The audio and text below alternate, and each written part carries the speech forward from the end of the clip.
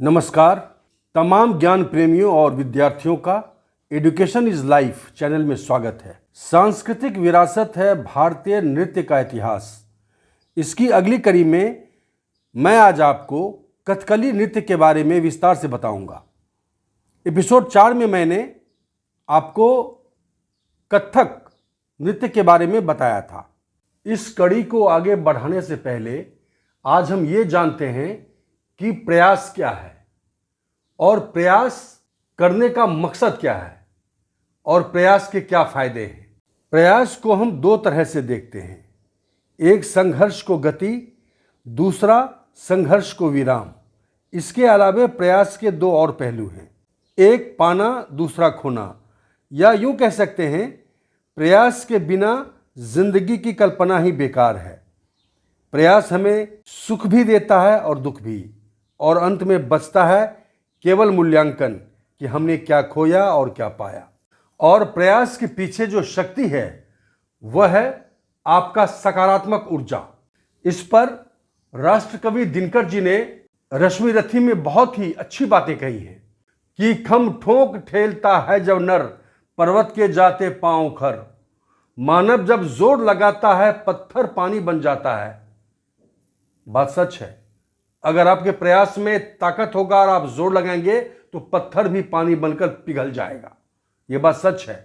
फिर उन्होंने आगे कहा कि वसुधा का नेता कौन हुआ, भूखंड विजेता कौन हुआ, अतुलित यशक्रेता कौन हुआ, जिसने न कभी आराम किया, विघ्नों में रहकर नाम किया।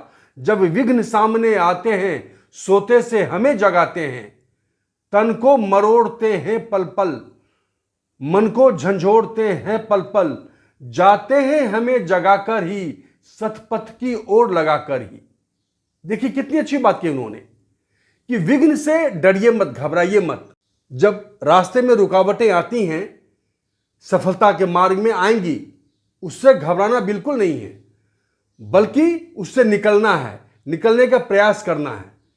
तो जो विघ्न आता है, तो उन्होंने क्या कहा, जब विघ्न सामने आते हैं सोते से हमें जगाते हैं।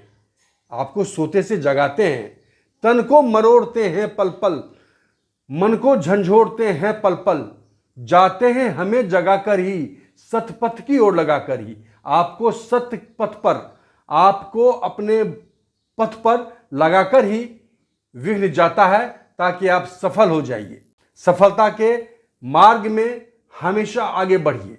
इसीलिए हमें हमेशा प्रयास को सकारात्मक ऊर्जा प्रदान करना है, सकारात्मक ऊर्जा देना है। तो आइए अब हम लौटते हैं अपने मुख्य बिंदु पर। कथकली केरल भारत के दक्षिण पश्चिम का नृत्य नाटक है। कथा का अर्थ है कहानी और कली का अर्थ है खेल। किसी कथा को पात्रों के बड़े बड़े मुखौटे लगाकर संगीतमय अभिव्यक्ति के साथ प्रस्तुत करने को कथकली नाम से पुकारा जाता है। नर्तक केवल हस्त मुद्राओं, चेहरे के हाव भावों एवं नृत्य द्वारा अभिव्यक्ति करता है। पद संचालन की ध्वनि, जटिल अभिनय और ढोल जैसे वाद्य यंत्रों के साथ कथकली नृत्य दर्शकों को देवताओं, दानवों और मानव प्राणियों के पारलौकिक वातावरण में पहुंचा देता है। आट्टकथा के लिए कथाएं महाकाव्यों से ली जाती हैं और उन्हें कठिन संस्कृत निष्ठ पद्य में मलयालम में लिखा जाता है। अभिनय करने वाला बोलता नहीं बल्कि एक जटिल और वैज्ञानिक ढंग से निर्दिष्ट मुद्राओं और पद संचालन द्वारा भावों की अभिव्यक्ति नेपथ्य में गाए जा रहे पाठ के साथ तालमेल बैठाते हुए करता है। कथकली सर्वाधिक वैज्ञानिक और विस्तृत नियमावली वाली नृत्य शैली है। इसका वर्तमान रूप 300 वर्षों से अधिक पुराना नहीं है। यह नृत्य बहुत उत्तेजक होता है, जिसमें कलाकार को पूरे शरीर के प्रत्येक अंग पर पूरे नियंत्रण की ही नहीं बल्कि भावों की गहरी संवेदनशीलता की भी आवश्यकता होती है। कथकली का जन्म केरल के राज दरबारों में हुआ। 17वीं शताब्दी में दक्षिण के नर्तक केरल वर्मा ने कथकली के वर्तमान रूप को जन्म दिया। 18वीं शताब्दी के अंत में त्रावणकोर के महाराज कार्तिक तिरुनाल ने कथकली के लिए कई नाटक लिखे। मलयालम कवि वल्लयोल नारायण मेनन ने कथकली को पुनर्जीवित करने के उद्देश्य से 1930 ईस्वी में भरत पूजा के तट पर केरल कला मंडल की स्थापना की। कथकली के कलाकार बनने में वर्षों लग जाते हैं। कुशल गुरु की देखरेख में कम से कम 7 वर्षों तक अभ्यास जरूरी होता है, किंतु निपुण अभिनेता बनने में 7 वर्षों से भी अधिक समय लगता है।